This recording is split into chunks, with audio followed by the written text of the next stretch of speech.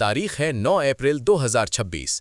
आइए देखते हैं देश की तमाम बड़ी खबरें। आज की सबसे बड़ी खबर जो पूरी दुनिया को चौंका रही है, अमेरिका जैसी महाशक्ति को ईरान के सामने झुकना पड़ा है। जी हां, जिस तनाव ने पूरी दुनिया की सांसें थाम रखी थीं, उसमें अब अचानक एक बड़ा मोड़ आया है। 2 सप्ताह के सीज फायर का ऐलान हो चुका है। लोग हैरान हैं कि आखिर जो अमेरिका कल तक युद्ध की धमकियां दे रहा था, वो अचानक शांत कैसे हो गया। क्या ये ईरान की कूटनीतिक जीत है या अमेरिका की कोई सोची समझी चाल? और आगे जो हुआ वो और भी हैरान करने वाला है, जिसे जानकर आप दंग रह जाएंगे। इस महायुद्ध की आहट के बीच शांति का ये ब्रेक क्या वाकई स्थायी होगा या ये आने वाले किसी बड़े तूफान से पहले की खामोशी है? दोस्तों, सीधी खबर आ रही है वॉशिंगटन और तेहरान से। 8 अप्रैल 2026 की ये तारीख इतिहास के पन्नों में दर्ज होने जा रही है। आज के लाइव न्यूज़ बुलेटिन में हम आपको पल पल की जानकारी दे रहे हैं। मिडिल ईस्ट में मचे घमासान के बीच ये खबर किसी धमाके से कम नहीं है। पूरी दुनिया की नज़रें इस वक्त अमेरिका और ईरान पर टिकी हैं। क्या वॉशिंगटन ने वाकई अपनी हार मान ली है? रिपोर्टर्स बता रहे हैं कि तेहरान की गलियों में जश्न का माहौल है, जबकि वॉशिंगटन में हलचल तेज है। अब देखिए वो खबर जिसका आपको बेसब्री से इंतजार था। आखिर बंद कमरों में ऐसी क्या डील हुई कि अचानक गोलियों की गड़गड़ाहट थम गई? ये लाइव कवरेज आपके होश उड़ा देगी और आगे की सच्चाई और भी कड़वी है। महाशक्ति अमेरिका ने अंततः ईरान के सामने घुटने टेक दिए हैं। दोस्तों, ये शब्द सुनने में भले ही भारी लगें, लेकिन हकीकत यही बयां कर रही है। मध्यस्थ देशों के साथ चली लंबी और गुप्त वार्ताओं के बाद आज 2 सप्ताह के पूर्ण सीज़फायर पर मुहर लग गई है।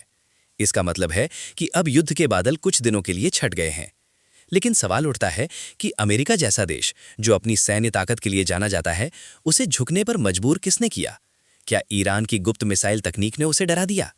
विशेषज्ञों का मानना है कि यह समझौता पूरी दुनिया के लिए एक बड़ी राहत है, लेकिन इसके पीछे की असली कहानी कुछ और ही है, जो आपको हैरान कर देगी। देखते रहिए डीएलएस न्यूज़। दोस्तों, इस समझौते की बारीकियां और भी दिलचस्प हैं।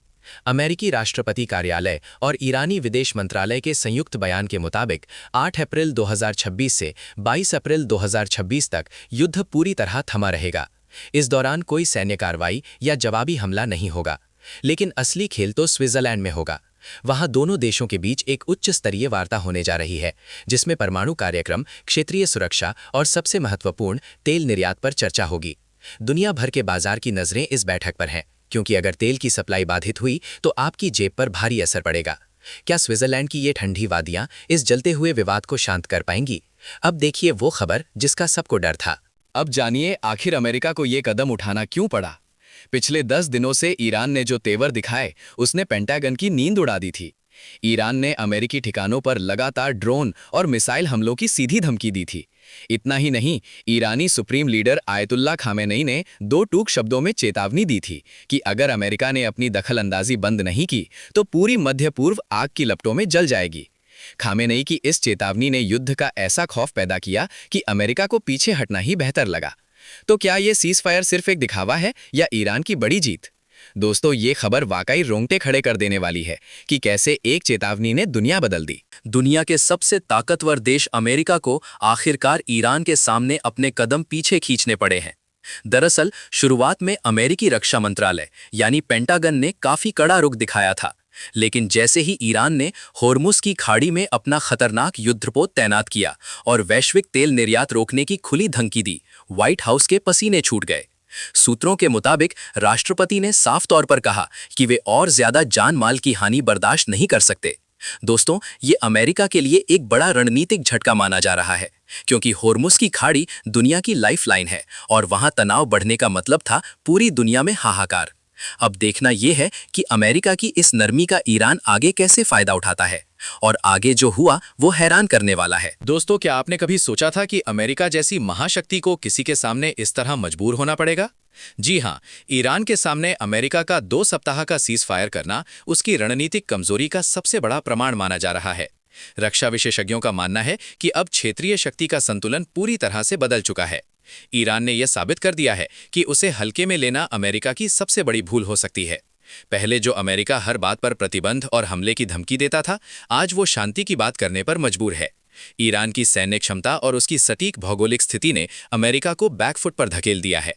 दोस्तों, ये खबर पूरी दुनिया के लिए एक बड़ा संकेत है कि वक्त अब बदल रहा है। अब देखिए वो खबर जिसका आपको बेसब्री से इंतजार था। हैरान कर देने वाली प्रतिक्रियाएं सामने आ रही हैं। ईरान के विदेश मंत्री ने इस सीज फायर को अपनी सबसे बड़ी सैन्य और कूटनीतिक जीत बताया है। उन्होंने सीधे शब्दों में कहा कि अमेरिका अब समझ गया है कि ईरान कोई छोटा मोटा देश नहीं है जिसे डराया जा सके। वहीं दूसरी तरफ अमेरिकी विदेश विभाग अपनी साख बचाने की कोशिश कर रहा है। उनका कहना है कि ये सीज फायर सिर्फ अस्थायी है और वे अपने सहयोगियों की सुरक्षा के लिए प्रतिबद्ध हैं। लेकिन सबसे तीखी प्रतिक्रिया इजराइल की तरफ से आई है। इजराइल ने इसे अमेरिका की भारी कमजोरी करार दिया है और कहा है कि इस तरह झुकने से भविष्य में खतरा और बढ़ सकता है।